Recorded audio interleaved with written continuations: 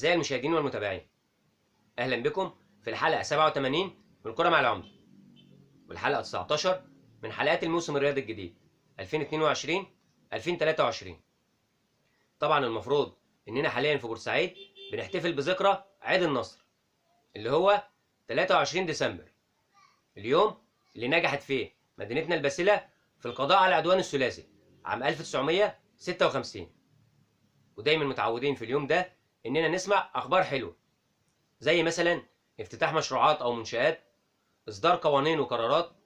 وكنا متعشمين نسمع خبر حلو في موضوع استاد النادي المصري، لكن مفيش جديد. المشروع واقف والإشاعات عمالة تزيد كل يوم. يمكن أحسن حاجة حصلت في ذكرى 23 ديسمبر السنة دي كانت فوز المصري على الإسماعيلي في الدوري.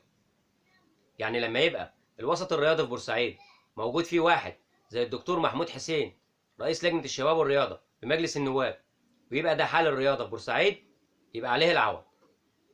لما تبقى بلد صغيرة زي بورسعيد تنجح في التصدي للعدوان الثلاثي على مصر وتحارب برجولة وبسالة 3 دول عظمى زي بريطانيا وفرنسا وإسرائيل، وبعد كل ده مش عارفين نعمل استاد على أرضها، لا وكمان واخدين موافقة من وزير الشباب والرياضة، يبقى عليه العوض.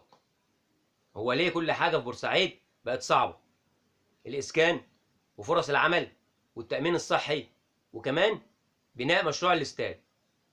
ده الحمد لله بقى على سوق السمك الجديد والبازار الجديد والحدائق اللي بلا أسوار. أهو على الأقل نبقى عملنا حاجة. يا ريت نسمع أخبار حلوة في الحاجة اللي إحنا بنحبها. يا ريت البلد تستفيد شوية من الناس اللي واخدين مناصب، بدل ما هم مش فالحين غير في الصور وبس. أعزائي المشاهدين والمتابعين، إلى اللقاء في حلقة جديدة من حلقات الكرة مع العمدة. ما تنسوش تعملوا لايك للفيديو واشتراك في القناة. دمتم في رعاية الله.